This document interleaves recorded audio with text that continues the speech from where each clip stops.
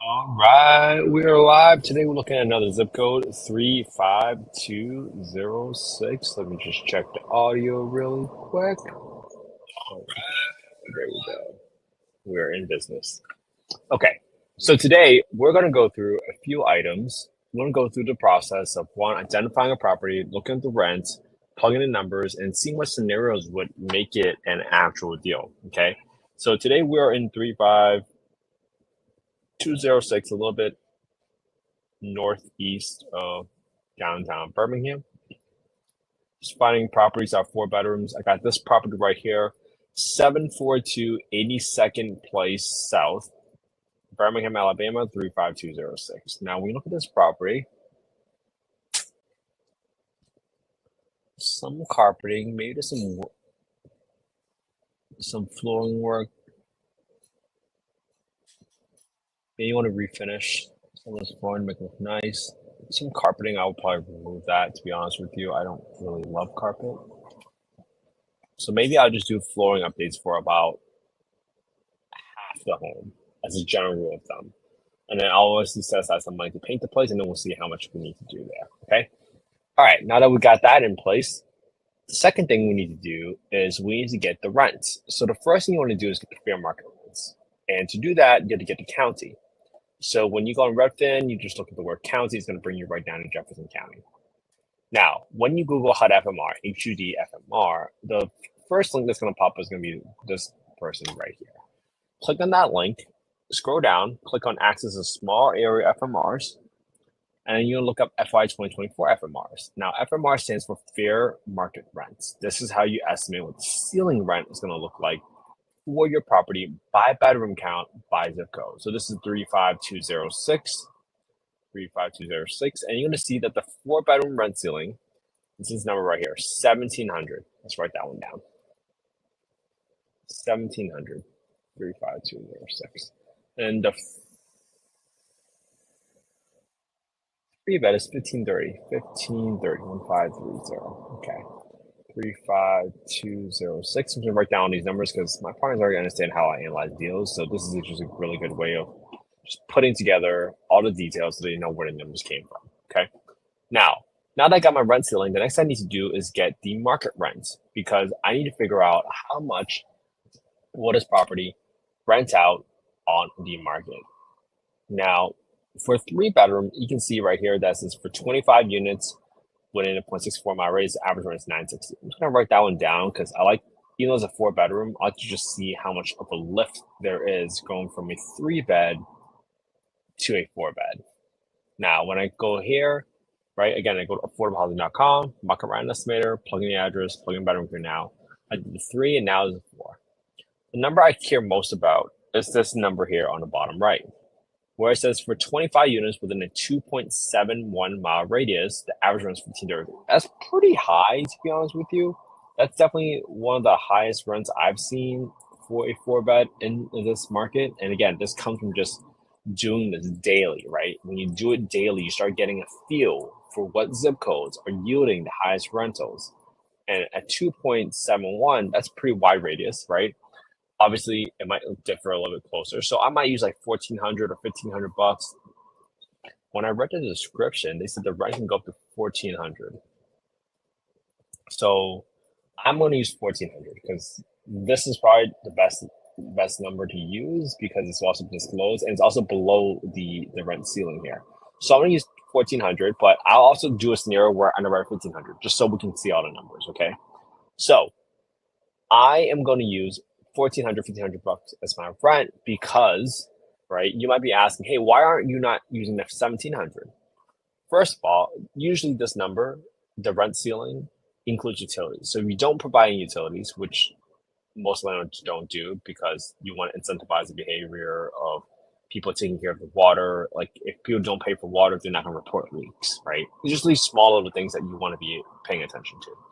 So at 1,700 bucks, you might think you can rent 1,700 and you will be grossly overestimating your rents because your market rent is really around 1,500. And why is that? Now, if I pull up, this is the Housing Choice Voucher Guidebook, HCV. HCV stands for Housing Choice Voucher, which is formerly known as the Section 8 program. Now, When you do that, when you get your market rents and compare that to your rent ceilings, you have to take the lower of the two because of the rent reasonableness test. And in the statement, it says that PHA, the Public Housing Authority, must determine whether the rent to the owner is a reasonable rent in comparison to rent for other comparable unassisted units. This means that you can't charge more rent to a resident simply because they are a voucher holder, right? For the obvious reasons. So now that you know your size, your unit type, that's how you're going to be able to get all these items in place to actually execute on this project. Okay. Now, when you have your rents now at $1,500, right? Because this is the lower of the two. I'm gonna use 1,400 first, right? Because let's be conservative, because the listing even said $1,400. So maybe they were pulling 1,500 from some very expensive homes. But let's plug in some numbers here. All right. Purchase price $101,000, 101,000. Okay. For my rehab, I'm gonna come to my rehab calculator spreadsheet here. This square footage is 1466. And I'm going to assume I need to repaint the entire place in rows 86, 1466. And then for my square footage for flooring, I'm going to do half of the flooring. So I'm going to use 1466 divided by 2, and that's at $8 a square foot. For my painting, I'm estimating 1466 using $3 a square foot. I got $500 set aside for some landscaping, and I got about $1,500 for the roof repairs in case there's something I cannot see from the photos. Now, there's another high pressure flush toilet that I'm putting in there because I like to keep my clogged toilet calls to a minimum. And ever since I've had those high pressure flush toilets, I never had any clogged toilet calls. So I want to keep it that way, protect my energy, my sanity. So all in all, I'm coming to about 15.2K for rehab on this property. All right, it's not that bad. Okay, $1,400 for rent. And then for my property tax number, I'm going to get it right from the Redfin website. And again, all I'm doing right now is figuring out whether it's worth my time to send a contract out there, right, to get a bid. So at $100, I'm taking this right from this number, and then my homeowner insurance is 78. So I'm gonna go to this number here. I'm gonna go 78, and I'm gonna multiply it by 1.2. Right, I'm adding a 20% premium to it because usually that estimate on Redfin is probably for an insurance policy on a primary residence home, which expects someone to live there. In general, usually insurance policies for investment property is more expensive. So that's why I'm adding a 20% premium to it. It could be more, it could be less, but you're just getting a rough rule of thumb. All right. Then I got 10% for maintenance, right? So 10% of my rent is set aside in a bank account that says, and it accounts for that eventually at some point, my roof is going to get replaced. My water heater is going to get replaced. Something along those lines, something's going to get replaced. So this money doesn't belong to you, right? If you have a 15 grand or 20 grand roof replacement 5, 10 years down the road, right? You might have been thinking you made an extra $140 every single month, but in reality, you didn't make that money because you had to fork out 14, 15 grand for that replacement. So this is money that you got to set aside to make sure that you are accounting for expected repairs, expected replacements, because there is wear and tear on the home and a roof does not last forever. Okay. Then we got 10% for property management, and then we got 5% for vacancy because someone always moves out. So if you rent this property out for, let's go over here, let's plug in these numbers for $1,400. So to get my down payment, I'm gonna come over here and I'm gonna go to my B4 multiplied by my down payment number right here in F19 to get to my down payment of 25.25K. Then for my finance amount, I'm going to do equals to my asking price in B4 minus my down payment, and that's the total amount I'm financing at roughly around 8.25 right now is what I'm seeing up there, 8.25% interest rate. Okay. Now, when you get that number in there, this isn't that bad of a deal, right? Right now, we're assuming you're going to cash flow $287 a month, right? For a bedroom, $1,400. Cash flow 287. Cash and cash return 8%. Purchase price 101. And your rehab is going to be 15K, 25% down, 8.25% interest rate, right? 8%. So watch what happens if I turn this rent to 1,500. That would make it the deal, right? Because it's 10% return. But I'm going to be conservative. I haven't really heard of anybody getting $1,500 in rents right now for a 4-bedroom. especially if it's a one bath, right? Just remember, you are comping a 4-1. You might be comping against other 4-2s, right? So just be conservative here. I think $1,400 or even $1,350 might be more conservative. Now, if you stuck with 1,400, watch what happens as I lower my asking price to 95 grand. All right, see this cash and cash going up? Now it's going up. Now you say 92 grand. There you go. If I bought this property, assuming it's a 4-bed, and I could rent it out for 1,400, I will cash for $338 a month, and as a 10% return on my money, assuming I bought this property at 92 grand. So for this deal, it would be a deal at 92 grand, assuming everything else stayed constant. Okay, assuming you got it for $15,000. Where can I get the templates? Send it over. Hey, designer, if you go to affordablehousing.io, plug in your name, your address, your email address, affordablehousing.io, you're going to get a copy of the spreadsheet. And in full disclosure, right, click on the do analysis tool, plug in your name, your email, your phone. Promise I won't spam you. And you'll get a copy of the spreadsheet. This is a template that I've gotten from multiple people. I combined it, I tweaked it so that it fits how I analyze deals. The way you analyze might be very different, right? Again, this is not investment advice. I'm not soliciting any investments on this call.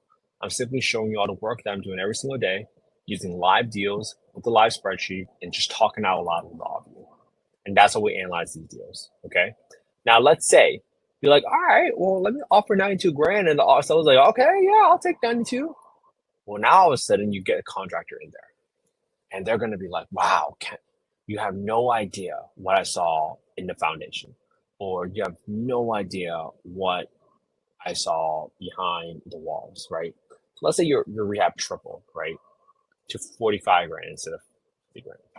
Now, instead of panicking, what I would do is, okay, well, now that my rehab is 45 grand, what am I willing to pay for this property? How about if I change the purchase price to 50 grand now? 60 grand. I'm trying to make sure this stays at 10%, this E19 number. There you go. So to take the fear out of the equation, if you can still rent this out property for 1,400, you can cash $518, right? Assuming you bought this property for $60,000. And your rehab is now about 45 grand. 25% down, 8.25% interest rate. This is the scenario what I want to get you comfortable with, because there's so much fear in this world, right? So much fear about what can go wrong, etc.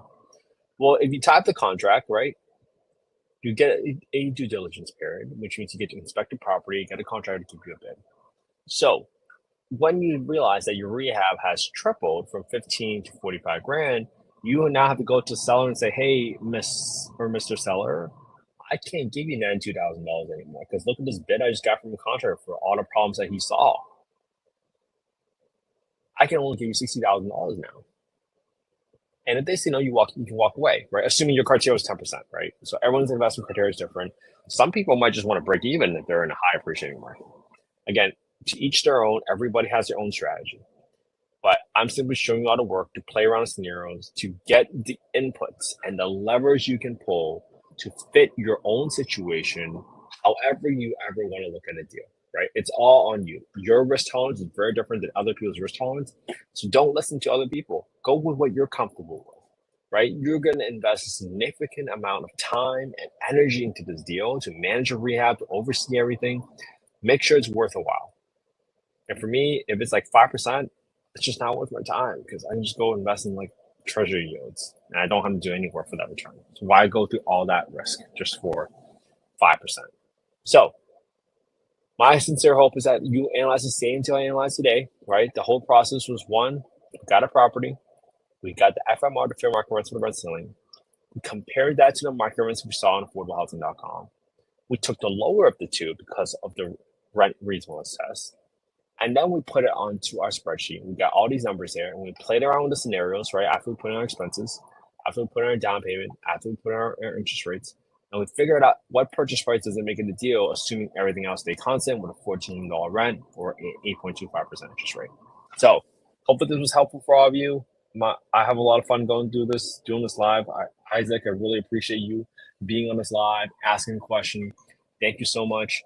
Have an amazing Wednesday, everybody. I hope you guys spend some quality time with your family and friends today. That's what life is all about. Well, my sincere hope is just copy my homework, use the same spreadsheet, use the same deal, and just put it on your own YouTube channel. Because that's how you're going to build that undeniable track record and history so that you will know what you're doing when the time comes, when a deal comes across the table and slaps you across the face. You're going to be able to recognize the deal because you can look back and say, I've been looking at deals for the past 284 days, and they were all not deals, blah, blah, blah. That's how you build the confidence, and that's how you build that track record for yourself that you truly are who you say you are, and you're going to be consistent. All right. Have an amazing day, everybody. I'll be back here again tomorrow for day 285. Have a good one.